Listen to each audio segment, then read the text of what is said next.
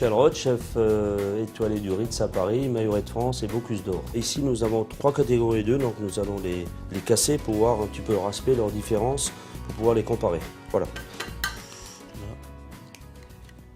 Le jaune est pas très fort en teneur et le blanc c'est un peu liquide.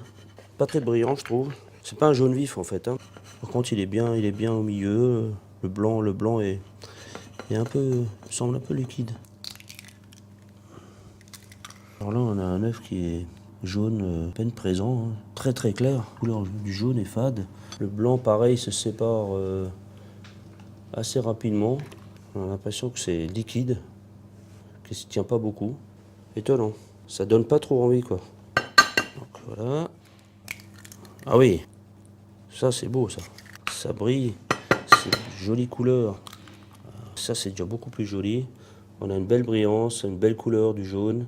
Même le blanc, et bon, il se sépare légèrement, mais il est bien brillant, belle texture. Ça donne envie de le cuisiner, celui-là. Très très beau. Vous voyez, là, je peux prendre le jaune œuf dans les mains et ça reste collé au blanc. Il n'y a aucun problème, il n'y a pas de fragilité. Alors que je pense qu'avec celui-là, allez là, hop, et ben voilà. Casse, en fait, les poules ont été sans doute élevées différemment, avec une nourriture différente. Comme ça, à première vue, si je devrais choisir, je prendrais celui-là.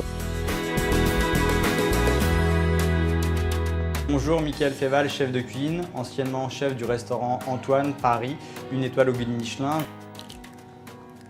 Un jaune un peu pâle, le blanc reste bien collé au jaune d'œuf, on le voit ici. Ce qui est important, hein, c'est ça qui va déterminer la fraîcheur de l'œuf. Moins il est frais, plus le blanc d'œuf va s'étaler et s'éloigner du jaune d'œuf. Alors celui-ci est très très clair. Il me ferait plutôt penser à la couleur d'un œuf de caille, un jaune très pâle.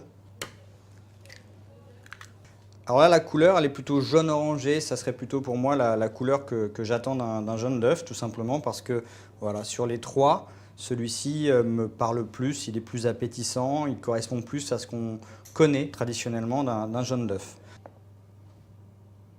On voit bien, hein, le blanc reste bien accroché. Donc, clairement, si on devait faire un classement, je mettrais celui-ci. Déjà, visuellement, il est plus appétissant. Le blanc d'œuf reste bien attaché au jaune.